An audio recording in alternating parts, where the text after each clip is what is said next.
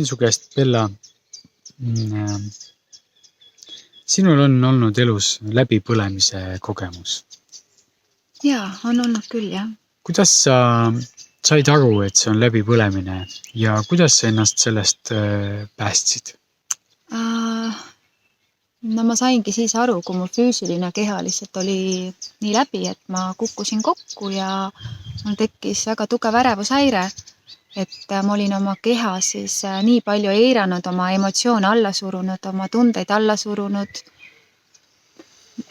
mitte tunnistades endale, et ma olen tegelikult aastaid olnud unepuuduses, unekriisis.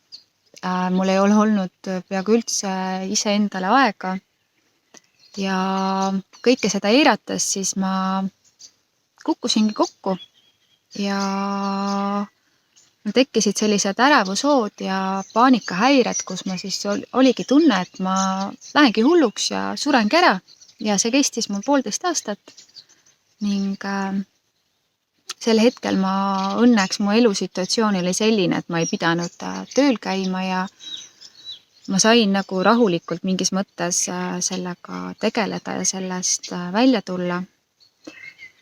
Ja see oligi see, mida ma ise olen veel mõelnud, et kui me naistena see eneseohverdus, et sa ei oska panna nagu õigel hetkel nagu just nagu kuulatagi oma sisehäält ja panna õigel hetkel nagu stoppi, et sa nagu pidevalt jälle nagu nihutad seda piiri ja jälle mõtled, et see asjad saavad korda, sa jälle nihutad seda piiri ja mõtled, et need asjad saavad korda, sest tegelikult see ei ole minu jaoks õige ja ma sain sellest nagu hiljem aru, kui ma olin selle läbi teinud.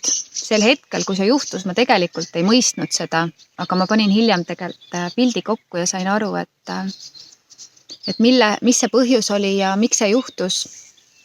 Ja võib-olla sealt edasi saigi alguse minu selline intensiivne enesearengu teekond, sest mul ei olnud enam teist võimalust.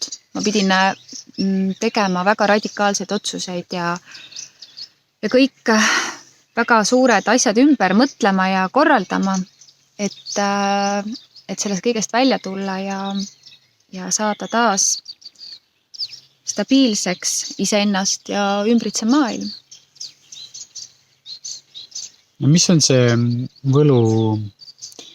võlutablett, mis aitab tulla välja läbipõlemise seisundist? No seal on kindlasti tegelikult hästi palju erinevaid meetodeid, aga ma usun, et kõige tähtsam on see, et sa ei jää üksi sellega.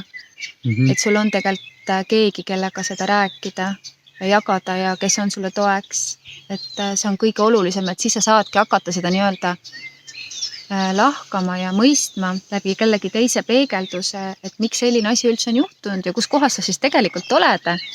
Et kui sa oled selle sees, siis sa ju ei saa aru, et mis suga juhtunud on, et see teine välise peegeldus on tegelikult hästi oluline. Ja sa saadki hakata siis võtma kasutusele, mida iganes sul vaja on, kas sul on vaja hakata magama ennast välja või sul on vaja iseendale aega või sul on vaja teha mingid sellised radikaalsed otsused, et seda muuta. Et see on hästi individuaalne, aga just see, et sa ei ole üksi selles, et sul on nagu olemas keegi kõrval, kellega koos sa saad sealt nii-öelda välja tulla. Kas sinu kõrval oli keegi inimene, kes aitas sul sellest välja tulla? Jaa, oli küll, aga ma olen tagantjärgi tegelikult mõelnud, et ma ikkagi ei küsinud piisavalt abi. Et ma kuidagi olin ikkagi päris palju asju närisin üksinda ära. Et ma jagasin küll paari lähedasema inimesega, aga tegelikult ma oleks võib-olla pidanud seda rohkem tegema ja võib-olla ma oleks pidanud kasutama ka rohkem mõne hea terapeudi abi. Et kindlasti ma julgustan, et kui kellelgi on elus hästi raske situatsioon, et ärge olge üksi ja küsige abi ja siis te saate selle abi, kui te küsite.